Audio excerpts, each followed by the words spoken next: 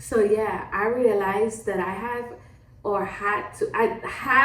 in the past and have right now still to protect who I am becoming more than I protect my emotions. To me, the woman that I'm becoming is more important than harboring resentment and anger and hurt and unforgiveness and holding on to things from the past. I have to let those things go so that I can give the woman I'm becoming every advantage to be who she is intended to be. No. You would not believe it, but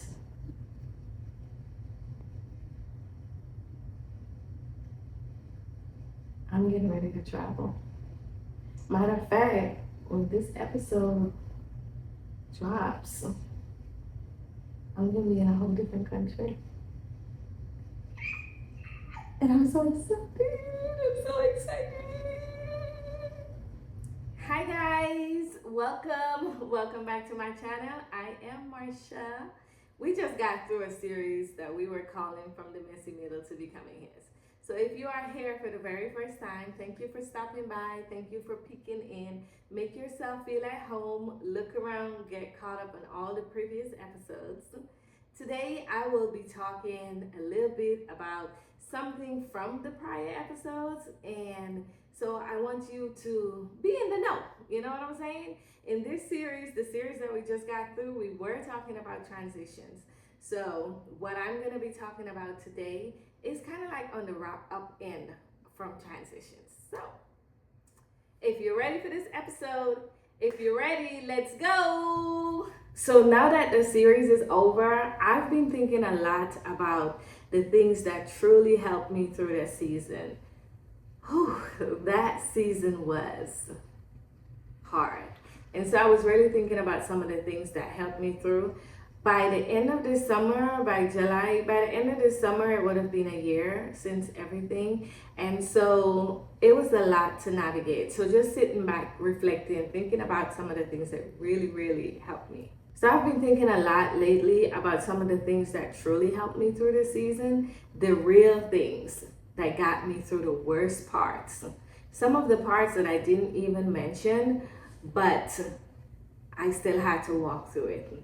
And not because I did everything right, but because I want to remember what exactly happened. You know, the real things that got me through the worst parts. Some of the parts that I didn't even mention. Not because I did everything right, but because I want to remember what actually worked.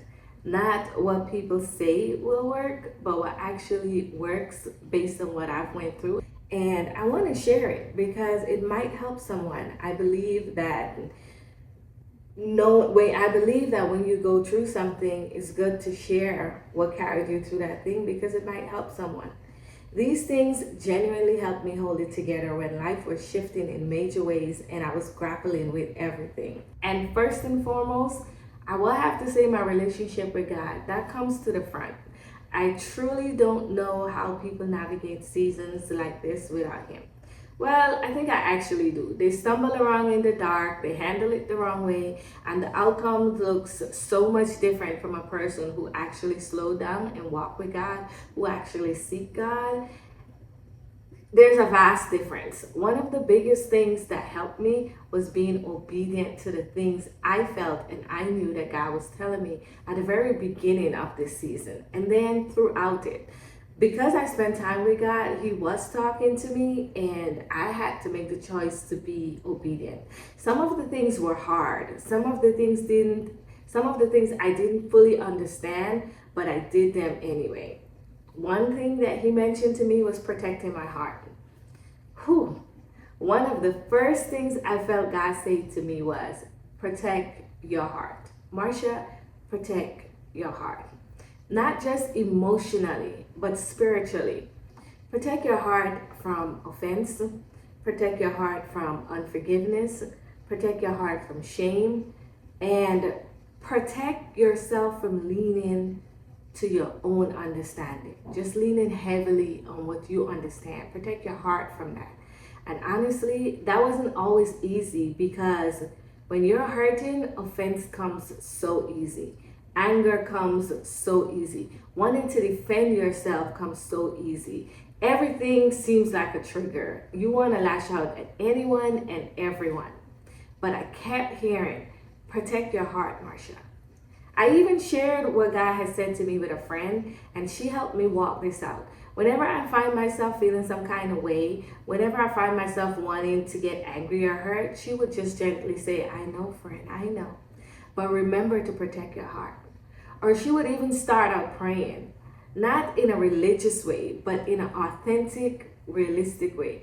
Like, I know my friend is hurting right now, God, but I know that you are holding her. Help protect her heart. Give her the grace to be obedient to what you said to her.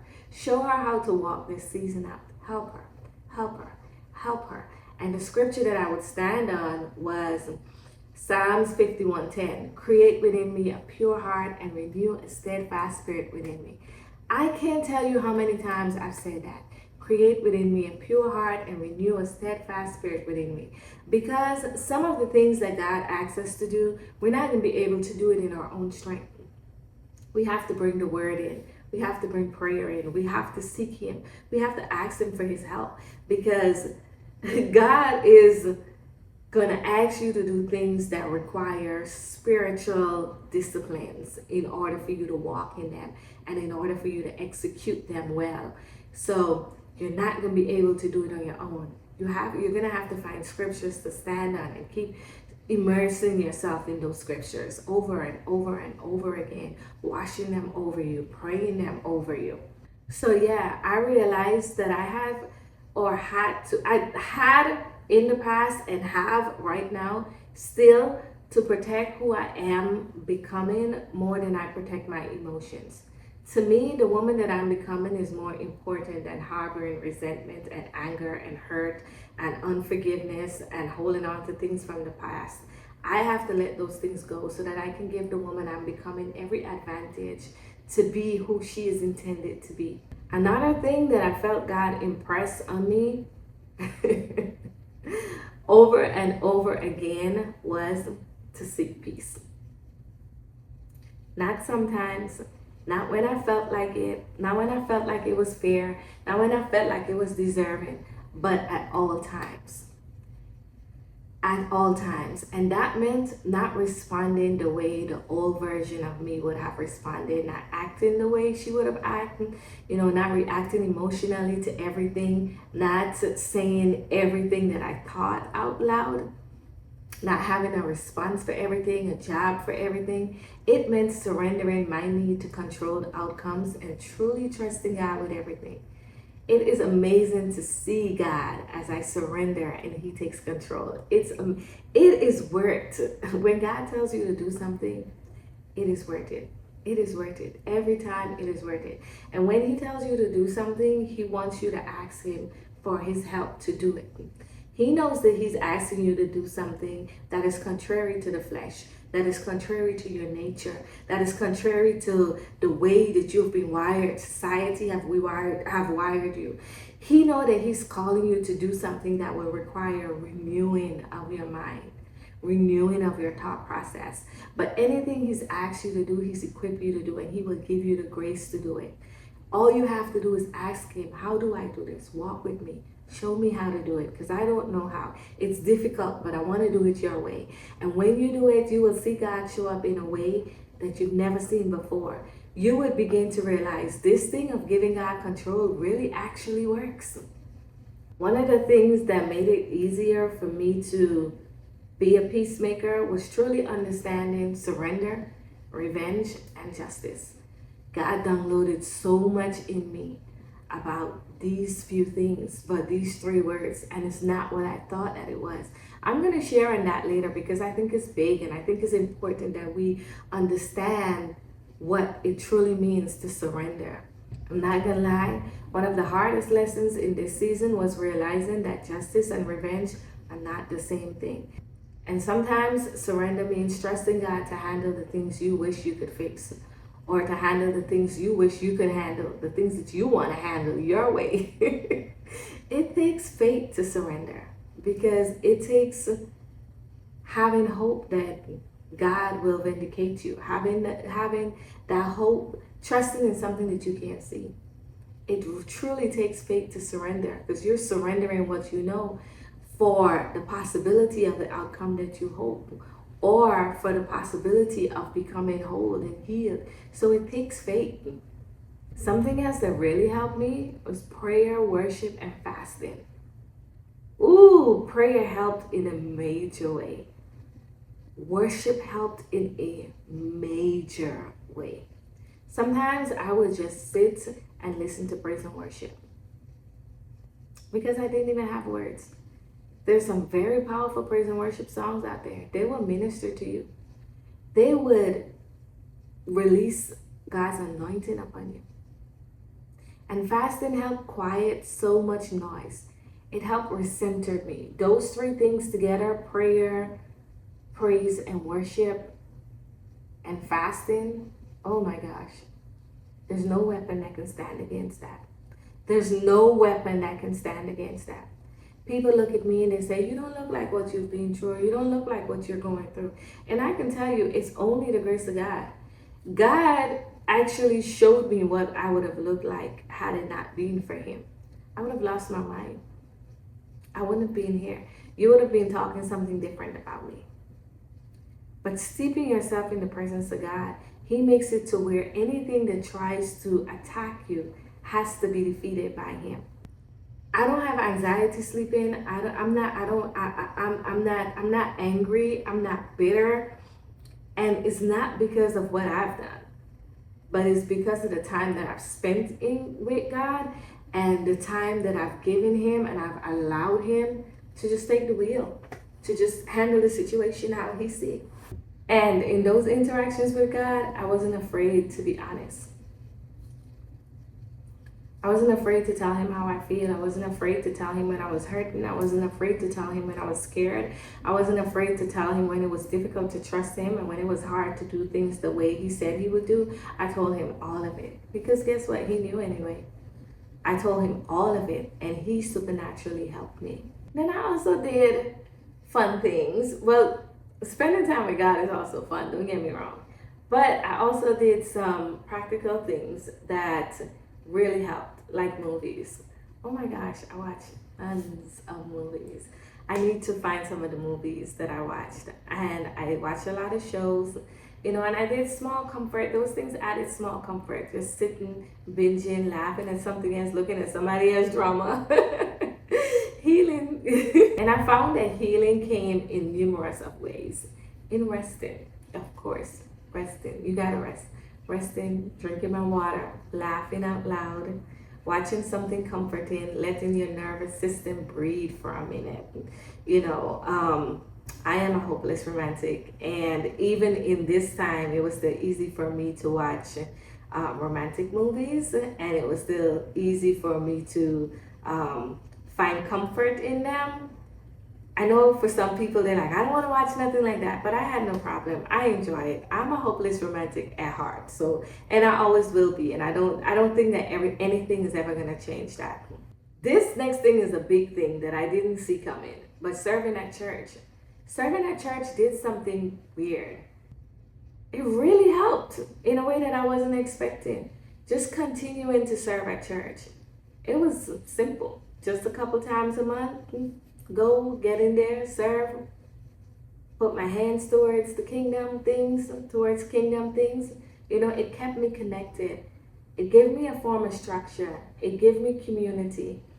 The people that I was serving with, even though sometimes they didn't know what I was going through, just being there and being connected was good.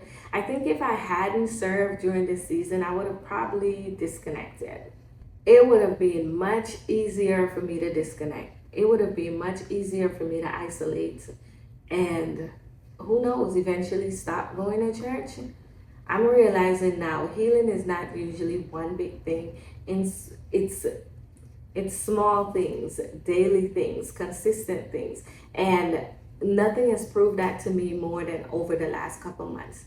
I've said it in several videos. Healing is small things, and it's different things, right? The quiet decisions that you keep making every day while trying to steady yourself just doing some of the same things over and over and over. And so for me, serving ended up being one of those things that was healing me, and I didn't know.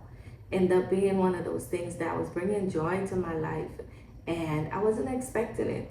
I would go serve, have a good time, feel accomplished.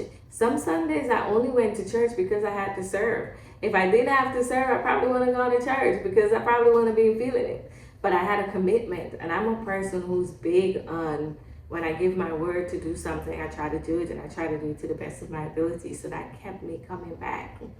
And now I'm good. Now I'm happy that I didn't stop serving. I think one of the things that I miss also is that God told me not to run and hide. He told me to stand in it, to keep moving forward. He said, Marsha, do not run. Do not run away from this. Walk through it. And I am so thankful that I did. See, when God tells us to do something, we don't always see the outcome, and we don't always see why he said it. We can't see it right then. We have to wait to see it. And when God said to me, stay, do not run, running would have been so much easier. Staying was hard. You talk about going to church, to the place where you went with your spouse every Sunday, and everybody know you're married, and now you got to turn up there alone. You talk about being sitting down. That's embarrassing, But had I not served, I would have stopped going out of shame. So when God said, continue, Marsha, not only when he said, do not run, I know this situation would have played out different had I run. But I was able to stand still and see God worked on my behalf. I was able to see his goodness. I was able to reap his goodness because I stayed, because I did it the exact way that he told me to do. I am telling you, I know that I know that I know that I know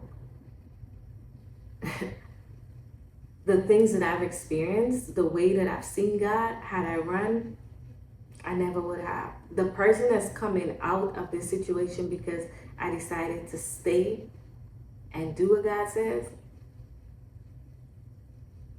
it would have been completely different. It would have been completely different. I am so glad I listened, and I'm so glad I stayed when God said, no, stay and deal in it. Stay and walk it through. So if you're in your own messy middle right now, I just want to encourage you. Find things that help you hold you together. Find things that help you hold you together. Find things that anchor you. Protect your heart. Stay connected to God. Give yourself grace. And don't isolate. Whatever you do, don't isolate completely. You're going to have times where you're going to need to be by yourself, and that's okay. Just don't isolate completely. Don't hide. Don't cower away in shame. Keep turning up. And one day it's going to get easier. And ask God. Ask God what you need to do. Ask him to walk you through this season. Ask him to walk you through the middle. Ask him to walk you through the mess. His guidance will be the very thing that shapes the person you come out as on the other end, on the other side. So stay with him. Ask him for his wisdom because he knows exactly what you need to do. And then when you do it, you're going to be like, my God, I'm so grateful that you guide me through that thing. Because he knows the end, right? So who else do you want to get input on? How should I handle this? How should I handle this situation? Ask him, and whatever he says to do, even though it may be hard, please, please, please do it. If you know of a woman in the middle of her own messy middle, please do me a favor and send this episode to her. It might just be the very thing that she needs. And if this episode was good to you, please leave a like, leave a comment, and share it with a friend. New episodes drop every single week, Wednesdays at 2 p.m.